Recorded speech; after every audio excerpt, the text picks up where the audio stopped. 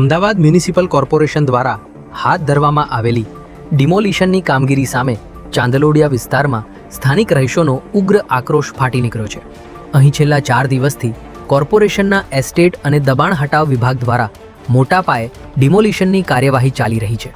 ત્યારે ઘર વિહોણા બનેલા સેંકડો પરિવારોએ તંત્ર સામે મોરચો માંડીને ઘટના સ્થળે જ ધરણા શરૂ કરી દીધા છે, જેને પગલે વિસ્તારમાં ભારે તણાવભર્યો માહોલ સર્જાયો છે. કોર્પોરેશન દ્વારા અહીં 12 મીટરના ટીપી રોડને ખુલ્લો કરવા માટે મેગા ડિમોલિશન ડ્રાઈવ ચલાવવામાં આવી રહી છે.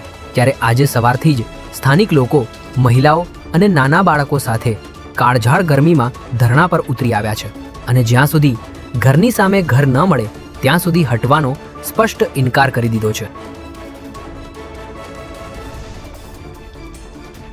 અમદાવાદ શહેરમાં વધુ એકવાર હત્યાનો બનાવ સામે આવ્યો છે, જેમાં બાપુનગર વિસ્તારમાં આવેલા હીરાવાડી 4 રસ્તા પાસે મિત્રએ જ મિત્રની ઘાતકી હત્યા કરી નાખતા ચકચાર મચી ગઈ છે.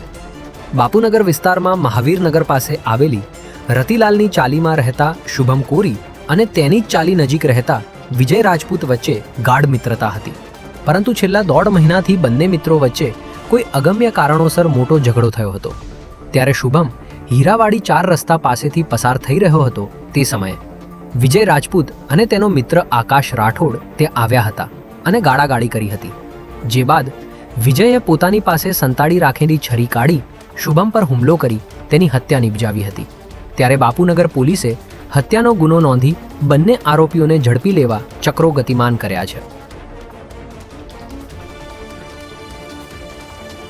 રાજ્યમાં સામાન્ય નાગરિકોની ફરિયાદોનો સ્થાનિક કક્ષાએ જ ઝડપી અને અસરકારક નિકાલ થાય તે માટે ગુજરાતના પોલીસ વડા GS મલિકે એક મહત્વપૂર્ણ નિર્ણય કર્યો છે. આ નિર્ણય હેઠળ રાજ્યના તમામ પોલીસ કમિશનરથી લઈને PI કક્ષાના અધિકારીએ દરરોજ ફરજિયાત 2 કલાકનો સમય નાગરિકોના પ્રશ્નો સાંભળવા માટે ફાળવવો પડશે, જેમાં ઉચ્ચ પોલીસ અધિકારીઓ દરરોજ સવારે 12 થી 2 વાગ્યા સુધી ફરજિયાત પોતાની કચેરીમાં હાજર રહીને મુલાકાતીઓને સાંભળશે.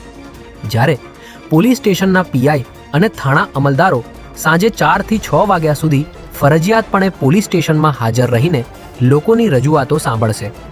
જે બાદ સામાન્ય અરજીઓનો મહત્તમ 15 દિવસમાં જ્યારે આર્થિક ગુનાઓ, પારિવારિક વિવાદ અને ભ્રષ્ટાચાર સંબંધિત જટિલ અરજીઓનો વધુમાં વધુ 6 અઠવાડિયામાં નિકાલ કરવાનો રહેશે.